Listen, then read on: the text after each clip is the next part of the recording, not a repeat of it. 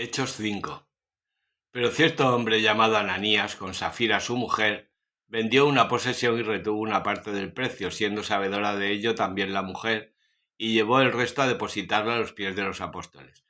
Díjole Pedro: Ananías, ¿por qué se ha apoderado Satanás de tu corazón, moviéndote a engañar al Espíritu Santo, reteniendo una parte del precio del campo?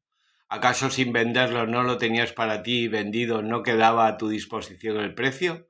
¿Por qué intentaste hacer tal cosa? No has mentido a los hombres, sino a Dios. Al oír Ananías estas palabras, cayó y expiró. Se apoderó de cuantos lo supieron un temor grande. Luego se levantaron los jóvenes y envolviéndole le llevaron y le dieron sepultura. Pasadas como 3 horas entró la mujer ignorante de lo sucedido, y Pedro le dirigió la palabra. Dime si habéis vendido en tanto el campo. Dijo ella: sí, en tanto. Y Pedro a ella: ¿por qué os habéis concertado en tentar al Espíritu Santo? Mira, los pies de los que han sepultado a tu marido están ya a la puerta, y éstos te llevarán a ti. Cayó al instante a sus pies y expiró. Entrando los jóvenes la hallaron muerta y la sacaron, dándole sepultura con su marido. Gran temor se apoderó de toda la iglesia y de cuantos oían tales cosas.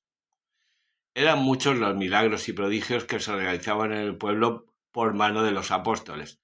Estando todos reunidos en el pórtico de Salomón, nadie de los otros se atrevía a unirse a ellos, pero el pueblo los tenía en gran estima. Se agregaban al Señor cada día más creyentes, muchedumbres de hombres y mujeres, hasta el punto de sacar a las calles los enfermos y ponerlos en los lechos y camillas, para que llegando Pedro siquiera su sombra los cubriese. Y la muchedumbre concurría de las ciudades vecinas a Jerusalén trayendo enfermos y atormentados por los espíritus impuros, y todos eran curados. Con esto, levantándose el sumo sacerdote y todos los suyos de la secta de los saduceos, llenos de envidia, echaron mano a los apóstoles y los metieron en la cárcel pública. Pero el ángel del Señor les abrió de noche las puertas de la prisión, sacándolos les dijo: Id, presentaos en el templo y predicad al pueblo todas estas palabras de vida. Ellos obedecieron y entrando al amanecer en el templo enseñaban.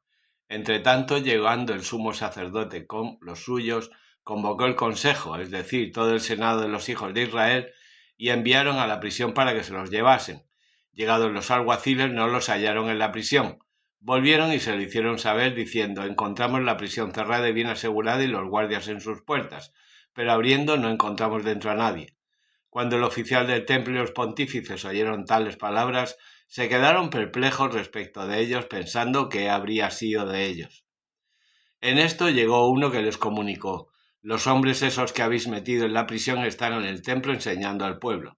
Entonces fue el oficial con sus alguaciles y los condujo, pero sin hacerles fuerza porque temían que el pueblo los apedrease. Conducidos, los presentó en medio del consejo. Dirigiéndoles la palabra el sumo sacerdote les dijo: solamente os hemos ordenado que no enseñéis sobre este nombre, y habéis llenado a Jerusalén de vuestra doctrina y queréis traer sobre nosotros la sangre de ese hombre. Respondiendo Pedro y los apóstoles dijeron: es preciso obedecer a Dios antes que a los hombres. El Dios de vuestros padres resucitó a Jesús, a quien vosotros habéis dado muerte suspendiéndole de un madero, pues a ese le ha levantado Dios a su diestra por príncipe y salvador, para dar a Israel penitencia y la remisión de los pecados. Nosotros somos testigos de esto, y lo es también el Espíritu Santo que Dios otorgó a los que le obedecen. Oyendo esto, se pusieron rabiosos y trataban de quitarlos de delante. Pero levantándose en el consejo un fariseo de nombre Gamaliel, doctor de la ley, muy estimado de todo el pueblo, mandó sacar a los apóstoles por un momento y dijo: varones israelitas, mirad bien lo que vais a hacer con estos hombres. Días pasados se levantó Teudas, diciendo que él era alguien, y se le llegaron como unos 400 hombres.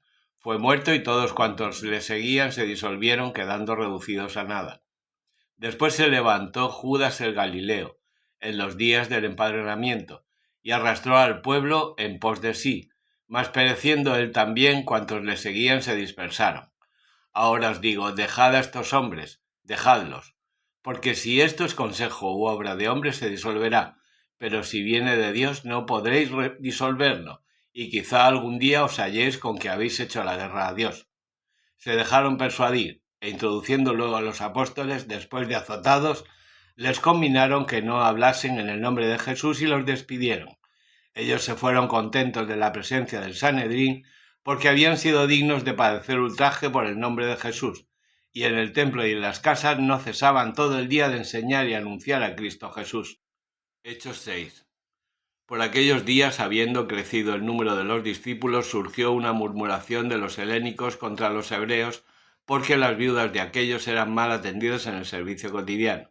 Los 12, convocando al pleno de los discípulos, dijeron: no es razonable que nosotros abandonemos el ministerio de la palabra de Dios para servir a las mesas. Echad el ojo, hermanos, de entre vosotros a 7 varones que gocen de reputación, llenos de espíritu y de sabiduría, a los que encarguemos de este menester, pues nosotros debemos atender a la oración y al ministerio de la palabra. Fue bien recibida la propuesta por toda la muchedumbre y eligieron a Esteban, varón lleno de fe y del Espíritu Santo, y a Felipe, a Prócoro, a Nicanor, a Timón, a Pármenas y Nicolás, prosélito antioqueno, los cuales fueron presentados a los apóstoles, quienes orando les impusieron las manos. La palabra de Dios fructificaba y se multiplicaba grandemente el número de los discípulos en Jerusalén, y numerosa muchedumbre de sacerdotes se sometía a la fe. Esteban estaba lleno de gracia y de poder, hacía prodigios y grandes señales en el pueblo.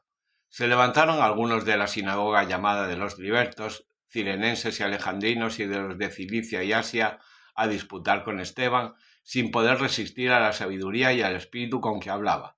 Entonces sobornaron a algunos que dijesen: nosotros hemos oído a éste proferir palabras blasfemas contra Moisés y contra Dios. Y conmovieron al pueblo, a los ancianos y a escribas, y llegando le arrebataron y le llevaron ante el Sanedrín. Presentaron testigos falsos que decían: este hombre no cesa de proferir palabras contra el lugar santo y contra la ley, y nosotros le hemos oído decir que ese Jesús de Nazaret destruirá este lugar y mudará las costumbres que nos dio Moisés. Fijando los ojos en él, todos los que estaban sentados en el Sanedrín vieron su rostro como el rostro de un ángel. Hechos 7. Díjole el sumo sacerdote: ¿es como estos dicen? Él contestó: hermanos y padres, escuchad. El Dios de la gloria se apareció a nuestro padre Abraham cuando moraba en Mesopotamia antes que habitase en Harán, y le dijo: sal de tu tierra y de tu parentela y ve a la tierra que yo te mostraré. Entonces salió del país de los caldeos y habitó en Harán. De allí, después de la muerte de su padre, se trasladó a esta tierra en la cual vosotros habitáis ahora. No le dio en ella heredad ni un pie de tierra, mas le prometió dársela en posesión a él y a su descendencia después de él, cuando no tenía hijos. Pues le habló Dios: habitará tu descendencia en tierra extranjera y la esclavizarán y maltratarán por espacio de 400 años. Pero al pueblo a quien han de servir le juzgaré yo, dice Dios, y después de esto saldrán y me adorarán en este lugar. Luego le otorgó el pacto de la circuncisión, y así engendró a Isaac, a quien circuncidó el día 8, e Isaac a Jacob y Jacob a los 12 patriarcas. Pero los patriarcas, por envidia de José, vendieron a éste para Egipto, mas Dios estaba con él y le sacó de todas sus tribulaciones, y le dio gracia y sabiduría delante del faraón, rey de Egipto, que le constituyó gobernador de Egipto y de toda su casa. Entonces vino el hambre sobre toda la tierra de Egipto y de Canaán, y una gran tribulación, de modo que nuestros padres no encontraban provisiones. Mas oyendo Jacob que había trigo en Egipto, envió primero a nuestros padres, y a la segunda vez José se dio a conocer a sus hermanos y su linaje vino a conocimiento del faraón. Envió José a buscar a su padre con toda su familia, en número de 75 personas, y descendió Jacob a Egipto, donde murieron él y nuestros padres. Fueron trasladados a Siquem y depositados en el sepulcro que Abraham había comprado a precio de plata de los hijos de Mor en Siquem. Cuando se iba acercando el tiempo de la promesa hecha por Dios a Abraham, el pueblo creció y se multiplicó en Egipto, hasta que surgió sobre Egipto otro rey que no había conocido a José. Usando las malas artes contra nuestro linaje, afligió a nuestros padres hasta hacerlos exponer a sus hijos para que no viviesen.